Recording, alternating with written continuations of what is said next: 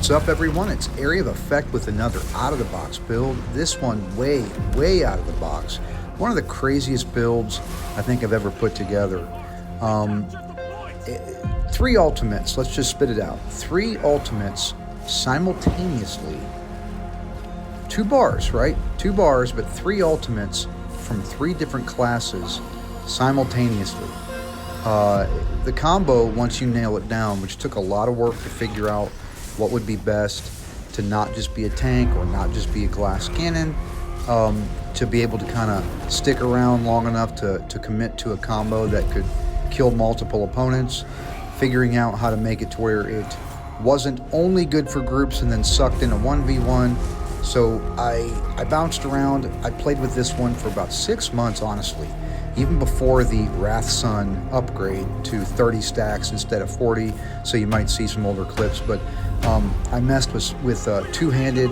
I messed with front bar staff, but pretty much the core of the build stayed the same. I wanted to capitalize on 3 ultimates simultaneously from 3 different classes. So we'll go through some of the options that I ended up with putting my stamp of approval on: a two-handed front bar and a staff front bar. And yeah, we'll jump into this one, and I can't wait, guys. The Trinity build.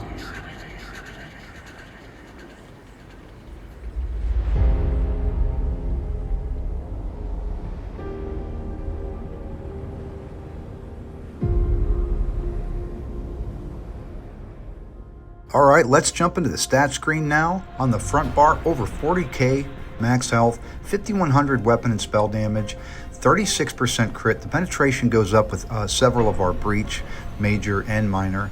The back bar, the weapon and spell damage stays the same. We get a little more tankiness.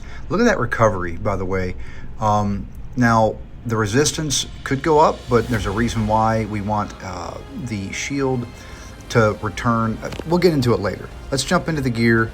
The back bar of Eternal Yokita, sword and board.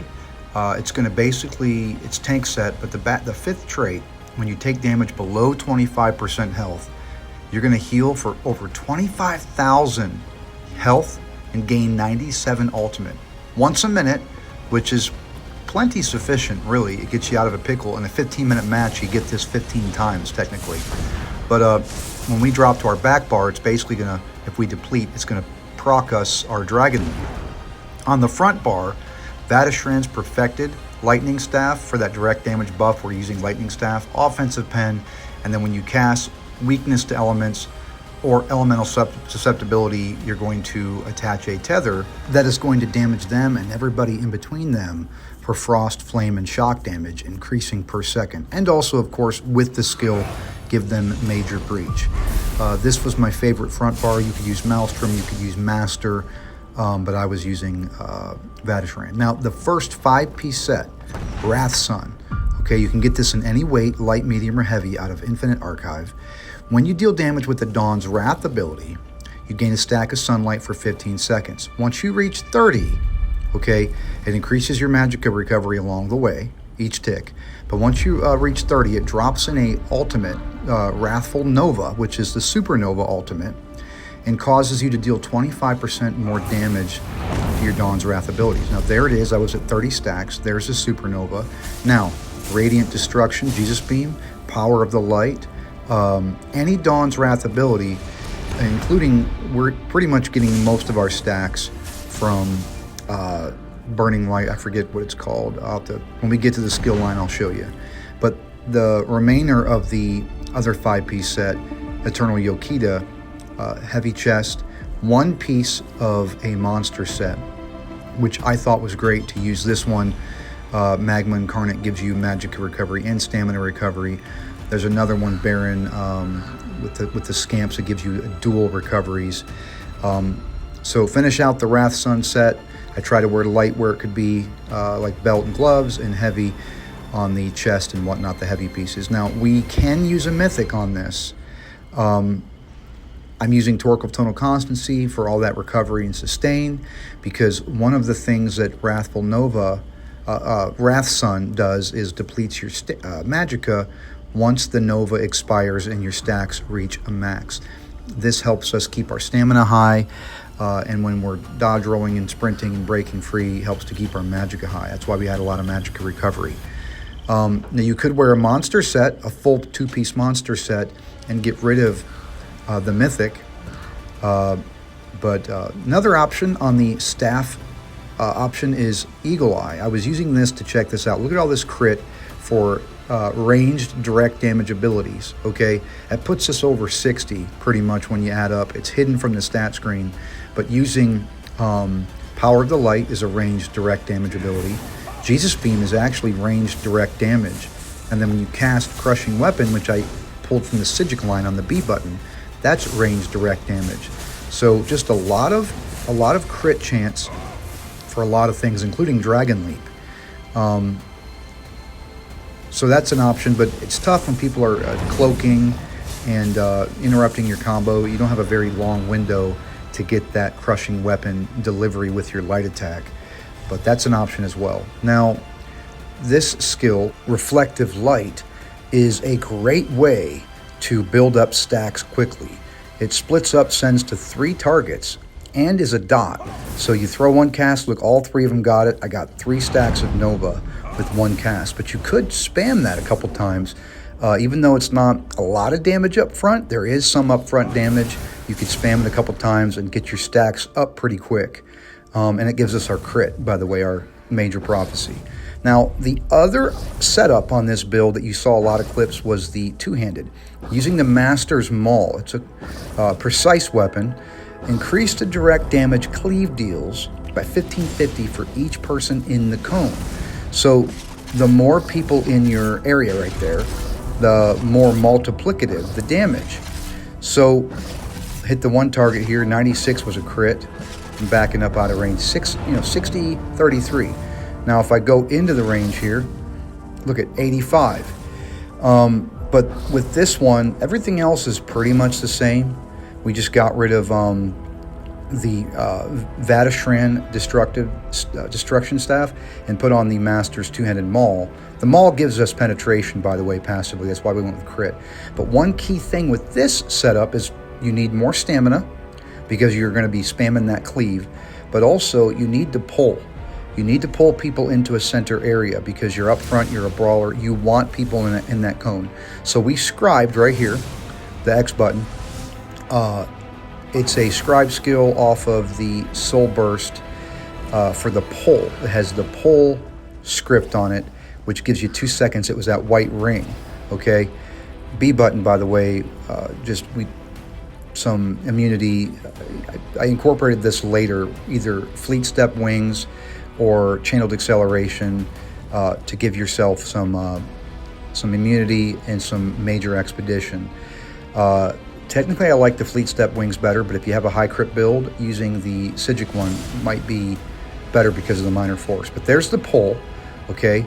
Binding Contingency. Sorry, this was the other one. So you have the pull, then you cast Binding Contingency right there, which has a mobilization built into it. There's the pull, there's contingency, and then you cleave. And because the contingency waits for the next skill, the binding contingency, the immobilization kicks in once you cleave. So the pull pulls them in with the other bar and the sword and board bar, the X button, and you switch to the two-handed bar and hit the binding contingency. One gives you major brutality, one gives you major courage, or minor courage, for the additional 250 weapon and spell damage. And then you cleave away.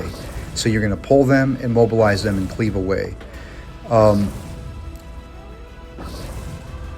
This skill, by the way, Solar Barrage, is another way to passively, it's a Dawn's Wrath ability, a great way to passively build up stacks in an AoE around you, which might be worth it whenever you are on the two-handed build because you got a lot of people in front of you. You're looking to be up close.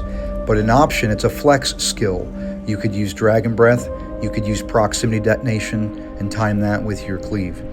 The stat screen on the two-handed front bar is right here in front of you. A lot more stamina recovery, as you see, 1450.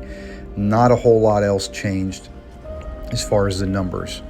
Now, breaking into the skill section here, which I know I've jumped around a little bit here because I've been showcasing two different setups, but on the staff setup, Shocking Soul, Scribed Skill, 75-72 shock damage. We got our Class Flourish in there, 1320 resistance, 150 weapon and spell damage, and this is going to proc our Major Brutality, Major Sorcery for our weapon and spell damage buff. You can see I still got slotted the Crushing Weapon from the Sijic line on the B button, which that's going to go back to Vatishran for the breach there and whatnot. The Y button, Living Dark. This is a great Templar skill. It's a heal. It snares them when they hit you, but you also get hit. For 10 seconds it lasts. Every time you get hit with direct damage, you heal. This is every half second, by the way, so it could be 20 ticks in one cast. Over 2,000 healing. So that's great to kind of have going on in the background after you cast it. And it looks great, by the way, when it layers with that Arcanist Shield ultimate. The B button here, as you see, the tether is being procced, the Vatishran front staff, destruction staff in the front bar, using elemental susceptibility, giving them their three chilled, concussed, and burning status effects, and breach, and proccing that tether. Now, Power of the Light, this is going to give deal damage up front, but it's going to load up and hover on them, waiting to mirror the damage they get, up to 200% of it. But it's also going to give them the Sundered status effect, which means it gives them minor breach, reducing their resistance by 3,000, and giving us Sundered as well, increasing our weapon and spell damage by 100. So it's also a Dawn's Wrath ability, and it up front is going to give us a stack, and then when it pops, is going to give us a stack. So it's also a nice way to increase our Wrath Sun stacks. Then you've got the Jesus Beam, almost 30,000 damage over 3.8 seconds. Deals more damage as a finisher when they drop below 33% health. We heal for a bit of that on this morph. You could use the other morph if you want just more lethality. But it's also going to give us stacks. And it's direct damage, by the way, which is interesting. But you can see the top numbers there. Not a lot of damage up front, but again, deals stacks pretty quickly with those fast ticks of Wrathful Nova from the Wrath Sun 5-piece set. So from Power of the Light, Reflective Light, and the Jesus Beam, we're getting a lot of stacks. Ferocious Leap is the ultimate.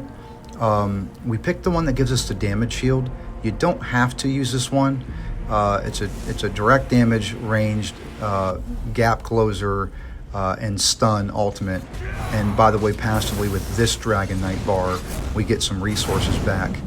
I think was it Mountain's Blessing? I can't remember which one it's called, but anyway, that's great. So with the damage shield, with our health being over 40k, we get a very big damage shield, which there it is, the purplish damage shield on us, which really helps us sustain and kind of like a table turner, which by the way, there's just a way to work that into our combo as well, proccing Eternal Yokita on purpose on the back bar to give us our Dragon Leap once our other ultimates are down, but we'll get to that in a minute. On the sword and board bar, and remember, this is the back bar for the staff front bar setup, not the cleave. This one is Binding Burst. It's an immediate immobilization, not a pull, okay, and deals damage over time and gives us minor courage, increasing our weapon and spell damage by 215. There it is, a nice black tendrils coming out, pulls them right in and gives us our minor courage. The next skill, Resolving Vigor, a stamina-based heal, almost 18,000 over 5 seconds, and gives us our minor resolve, increasing our weapon, physical and spell resistance by almost 3,000. And you see I've got the effect where the moon, I guess it's like a full moon or a sun comes up. But I know you guys are going to ask, so I'm just going to take a second and show Resolving Vigor styles. I'm using Dawn Orange for that. Now there is a Dusk Blue, which casts a blue moon above your head. And of course I've got the green and the other Soothing Blue, but I'm using Vigor Dawn Orange, and it came out of the, I think Golden Bazaar or Tamriel Tomes. It said there on the screen, but I like that for this build since we're kind of moon and stars based. And then you saw the blue one there. But anyhow, back to the skills. Let's buff up here. The next skill is, and we went over this a little bit, Fleet Step Wings. It's going to reduce the damage of projectiles to me for 6 seconds. It's going to give me immunity to snares and mobilizations for 4 seconds, and major expedition for 4 seconds. So it's just a great skill. It also knocks them back as a stun. But an option is, like I said, race against time, or channeled acceleration, or whatever you'd like, because you get that minor force. Now, you only get that immunity for 2 seconds for snares and immobilizations, but you do get the critical damage buff there, and you don't get the 50% reduced projectile damage, which I think is actually great when you're getting away. And that extra 2 seconds, 4 seconds from the wings, I don't know, I like it better. On this ranged build, we do want that knockback. So we are using, on the lightning staff one, we are using fleet step wings for sure. So just easy to get around, adds a lot of survivability just through mobility. So buffing up again, the next skill, Blood of the Green Dragon, which heals us for a big juicy 11,000 plus health, which could increase to up to 50% more based on our missing health, and adds a heal over time. Also gains major endurance and fortitude and minor vitality, increasing health and stamina recovery and healing and damage shield size. But also because of the passive Elder Dragon, when you cast a Draconic Power ability, we're going to get minor brutality from that skill alone, between that and the wings. And the other passive I was talking about, the Storm Voice, is the one that gives us resources per point of ultimate, not Mountain's Blessing. I got my wires crossed there, unless that was the old label for it. But anyway, moving on here, the last skill on the sword and board bar, and the one that gives us the most stacks, I feel, is Reflective Light. It deals 4,200 up front, 12,600 flame damage over 22 seconds, reduces their movement speed, and gives us major savagery and prophecy. So this skill is going to split into 3 different targets. I showed this earlier. This is a great way to build up stacks quickly. It's not very much damage up front. You could just throw it once and lay it and let Power of the Light and Radiant Destruction do the rest, but that's an imperative skill in this build. Then the Arcanist Shield Ultimate, Sanctum of the Abyssal Sea, gives us 116,000 point damage shield. Okay, that's literally, it's so big, and look how it doubles over. Look, the Wrathful Nova's down, the shield's up, and of course if we got attacked and dropped below 25% health right now, we would Dragon Leap. But that shield, there's no ring around my feet right now because these dummies didn't deal damage, but once that shield expires, it's going to put a ring around my feet, that purple ring, that deals a lot of damage every 2 seconds, dot damage. And that's one thing I wanted to mention earlier with their physical and spell resistance. The shields will take on your physical and spell resistance. So if we got that big and beefy, it would mitigate a lot of damage, but it's already so big as far as value that it doesn't really help us a whole lot more to get that thing to take more damage longer. We want it to expire in a way with control a little bit quicker. This might sound confusing, but it's the truth. Like, the bigger and more beefier that shield is, as far as its resistance, it's mitigating damage it's taking. And the damage output it's going to give back, it could be less if the shield didn't completely get depleted. You want that shield to completely deplete, to nothing. So max health makes it high, so its value's high, but we want to just go with max health on that, not the physical and spell resistance for the mitigation. Jumping into the champion point screen now, Untamed Aggression, 150 weapon and spell damage, Reaving Blows. When you deal direct damage, you heal for 7% of the damage done. This is just a recommendation for more passive healing. There's a lot of direct damage on this. You could do Thaumaturge, which increases the damage over time for our Supernova and our Dot after our Arcanist Shield expires. Master at Arms, there's more direct damage. And then, of course, Fighting Finesse, 8% critical damage and healing done. So if you go with the higher crit build, like I mentioned earlier as well, that's going to be fantastic. Shield Master, reduce the cost of your damage shield abilities per stage. This is a no-brainer. Our Arcanist Shield is going to take a big cost reduction. Bastion, increase the effectiveness of damage shields. That's a no-brainer. It's going to increase the size of our Dragon Leap Shield and our Arcanist Shield. And then fortified, more physical and spell resistance. As you know, we were not as high as we usually would like to sit, around 25, 30K. We're at like 22, 24. And then boundless vitality, more max health. I wanted to stay above 40,000 for the tooltip to keep the Arcanist shield reflection damage pretty high when it was time to return it. Well, that's going to wrap up the CP distribution and wrap up this build video, the Trinity build. If you like this build and you want to see more, head on over to my channel. I've got plenty of content on there, builds of all types, stamina, magicka, healers, tanks, damage dealers, hybrids, and plenty of non-build related material like tips and tricks and different guides. So if you like this stuff, stick around, leave me a comment, let me know what you thought and what you would do different. As always, thanks for watching. Area of Effect, signing out.